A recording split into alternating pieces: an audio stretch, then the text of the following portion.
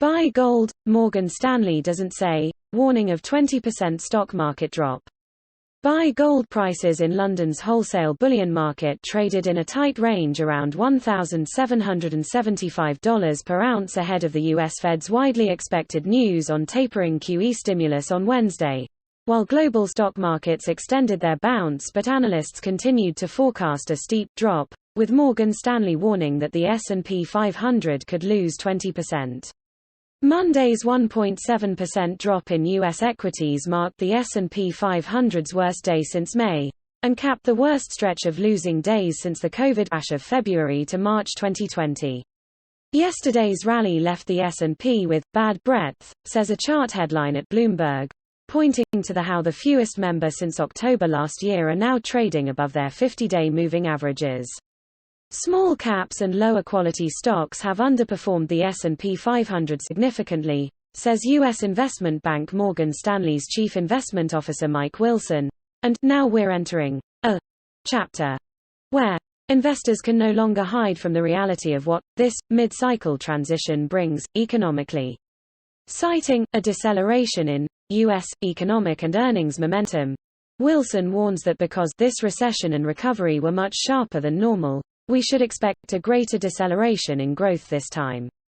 The slowdown in new government stimulus following last year's historic injections means that U.S. corporations, very high operating leverage and profitability, will reverse, while today's Federal Reserve decision on tapering QE is the other headwind for markets. How bad will it get? We've been suggesting a 10 to 15% correction in the S&P 500 is inevitable. However, given how long this has taken to play out, the drawdown could end up being closer to 20% if the growth slowdown ends up being worse than normal. Since the start of 1970, and on weekend data, the S&P 500 index has traded 1/5 lower or worse from 52 weeks before just over 5% of the time. On those occasions, dollar prices to buy gold rose 71% of the time on a one-year basis, averaging a gain of 15.4%. So far in the 21st century, and with the last such period coming in August 2009, the S&P has traded 1/5 lower or worse from 1 year earlier more than 8% of the time.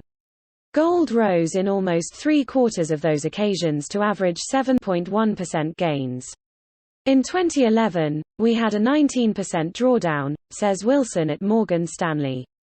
Therefore, we continue to think investors should hunker down a bit more than normal and skew portfolios toward defensive quality rather than large-cap growth quality, in equity portfolios.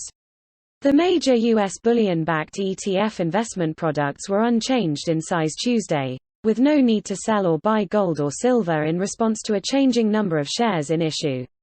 With the debt-laden Evergrande property giant announcing a deal with some creditors today, Shanghai's return from the Mid-Autumn Festival today saw prices to buy gold in China, the metal's #1 consumer market, rise to nearly $10 per ounce above London quotes, the biggest incentive to new imports since late May and above the Shanghai Premium's historic average.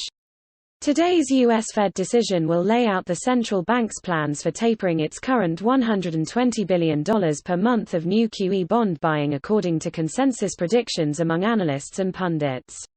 Looking further ahead to February 2023, betting on interest rate futures at U.S. derivatives exchange the CME now puts the likelihood of Fed rates still being capped at 0.25% at nearly 43%.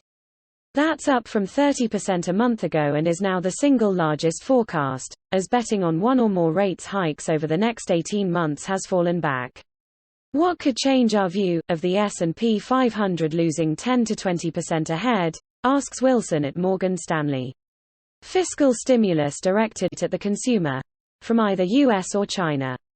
Second, a Fed that completely reverses course this week and says they no longer plan to taper. Both seem unlikely at this stage, but if markets become somewhat dislocated, we could then see a reaction from policymakers later this fall. Gold is safe haven only once the dust settles, hardly during it, says a trading note from Swiss refiners and finance group MKS PAMP, noting that gold ETFs are an equity inflation hedge. So, the unwind of equities risks a simultaneous unwind of gold ETF exposure.